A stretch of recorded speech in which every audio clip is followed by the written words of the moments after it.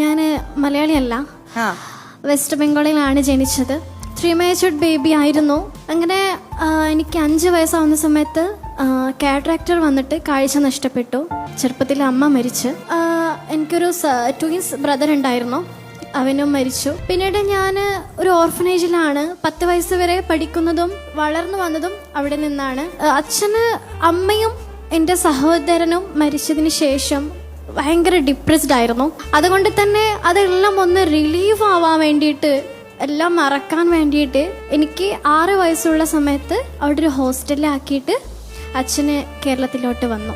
പിന്നീട് അങ്ങനെ ജോലി ചെയ്ത് വലിയ പ്രശ്നമില്ലാത്ത അങ്ങനെ നടന്നുപോയി. പിന്നീട് ക്യാഷിൻ്റെ ബുദ്ധിമുട്ട് വന്ന് ജോബ് ഇല്ലാതെയായി, ഒരുപാട് ഡിപ്രസ്ഡും ആയി. അങ്ങനെ എന്നോട് വലിയ രീതിയിൽ കോണ്ടാക്റ്റ് ചെയ്യാൻ കഴിയാതെയായി. അങ്ങനെ ഞാനും അവിടെ ഡിപ്രസ്ഡ് തന്നെ ആയിരുന്നു.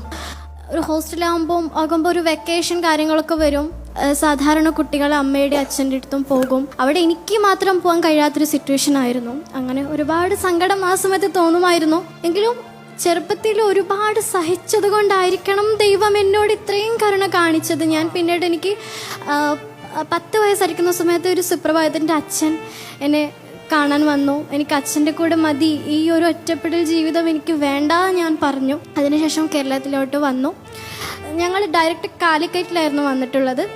അവിടെ അച്ഛൻ്റെ കൂടെ സ്റ്റേ ചെയ്യിക്കാൻ കഴിയാത്തത് കൊണ്ട് ഒരു ടെമ്പററി എന്ന രീതിയിൽ വെളിമാടുക്കുന്ന ചിൽഡ്രൻസ് ഹോമിൽ എന്നെ ഒരു 15 ഡേയ്സ് നിർത്തി. അതിനുശേഷം ഒരു അഡ്വക്കേറ്റ് ഷീല മനു എന്നവരുടെ പേര്, അവർ അച്ഛനെ ഈ Rahmania school for the blind കാലിക്കറ്റിലാണ്, അത് സജസ്റ്റ് ചെയ്തു. അങ്ങനെ അവിടെ എന്നെ അച്ഛനെ അഡ്മിഷൻ ആക്കി. അവിടെ നിന്നാണ് ആക്ച്വലി എൻ്റെ ലൈഫ് മാറി മറയുന്നത്. അവിടുത്തെ മാറ്ററിനായിരുന്നു ഈ നിൽക്കുന്നതിൻ്റെ ഉമ്മച്ചി.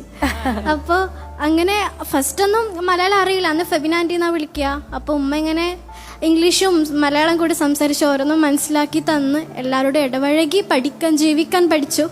അങ്ങനെ ഞങ്ങൾ വല്ലാണ്ട് അടുത്ത് പോയി. അങ്ങനെ എല്ലാ വെക്കേഷനിലും ഉമ്മച്ചിയുടെ വീട്ടിലാണ് ഞാൻ പോയിക്കൊണ്ടിരുന്നത്. അങ്ങനെ ഞങ്ങൾ ഒരിക്കലും ഞങ്ങൾക്ക് വേർപിരിയാൻ കഴിയാത്തൊരു സിറ്റുവേഷൻ വന്നതോടുകൂടി ഞാൻ ചോദിച്ചു, ഉമ്മ എൻ്റെ ഫാദറിനെ മാരേജ് ചെയ്യുമോ? അപ്പോൾ ഫാദർ എങ്ങനെ വെച്ചാൽ എനിക്ക് വേണ്ടി എന്ത് ത്യാഗവും ചെയ്യാൻ തയ്യാറാണ്. അങ്ങനെ ഉമ്മയും അങ്ങനെ തന്നെയാണ്. അതുകൊണ്ട് എനിക്ക് വേണ്ടിയിട്ട് അവരൊരുമിച്ചു. അങ്ങനെ 2 സിസ്റ്റേഴ്സ് ഉണ്ടായി. അങ്ങനെ ഞാൻ സന്തോഷം. ഓ സൂപ്പർ.